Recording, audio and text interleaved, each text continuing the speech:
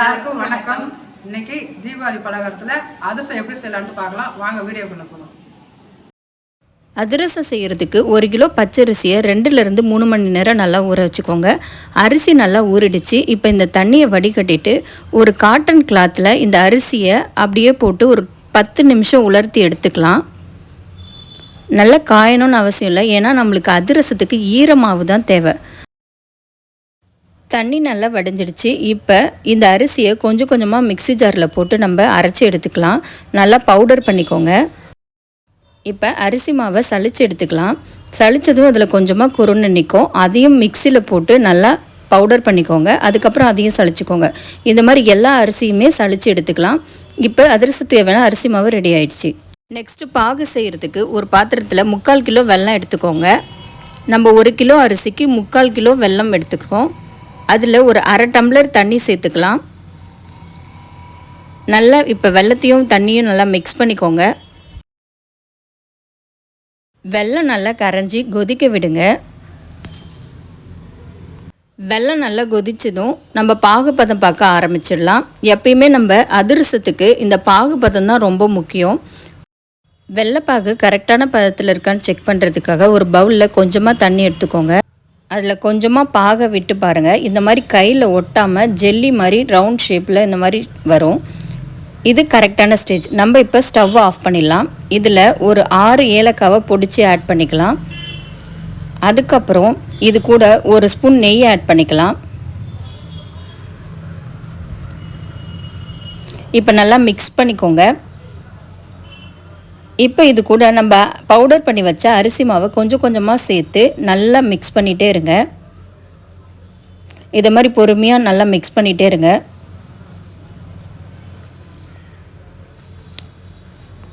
இப்போ எல்லா மாவையும் சேர்த்தாச்சு. நல்லா மிக்ஸ் பண்ணிக்கோங்க. இப்போ பாருங்கள், மாவு நல்லா கொஞ்சம் திக்காக ஆரம்பிச்சிருச்சு.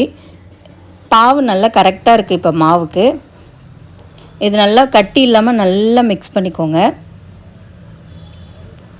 இப்போ அதிரசத்துக்கு மாவு ரெடி ஆயிடுச்சு. இப்போ கொஞ்சம் மாவு சூடாக இருக்குது. இப்போ வேறு ஒரு பாத்திரத்தில் மாற்றி ஒரு 1/2 அன் ஹவர் கழித்து நம்ம இப்போ அதிரசம் செய்ய ஆரம்பிச்சிடலாம்.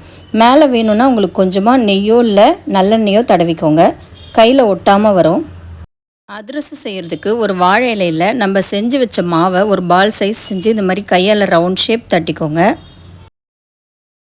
நம்ம நெய்யோ இல்லை நல்லெண்ணெய்யோ ஆட் பண்ணுறோம்ல, அந்த மாதிரி செஞ்சால் மாவு இந்த மாதிரி கையில் ஒட்டாமல் நல்லா சாஃப்டாகவும் இருக்கும். இதே மாதிரி நீங்கள் ரெடி பண்ணிக்கோங்க.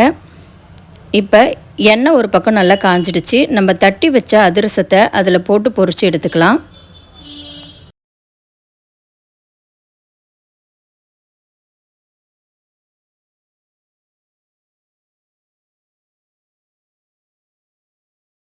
அதிரசம் ஒரு பக்கம் வெந்ததும் இன்னொரு பக்கம் திருப்பி விட்டு வேக வச்சுக்கலாம்.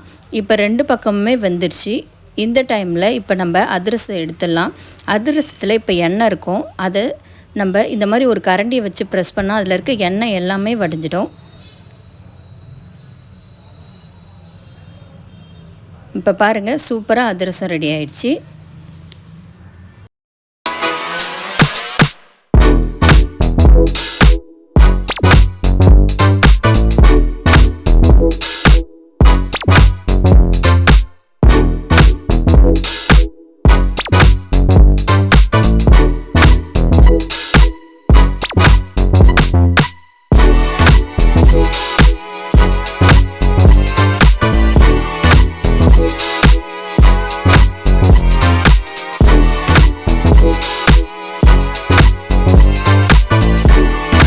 ஓகே ஃப்ரெண்ட்ஸ், நாங்கள் செஞ்ச இந்த அதிரசம் உங்களுக்கு பிடிச்சிருக்குன்னு நினைக்கிறேன். பிடிச்சிருந்தா லைக் பண்ணுங்கள், ஷேர் பண்ணுங்கள், கமெண்ட் பண்ணுங்கள், சப்ஸ்கிரைப் பண்ணுங்கள். மறக்காமல் பெல் சிம்பிளை கிளிக் பண்ணுங்கள்.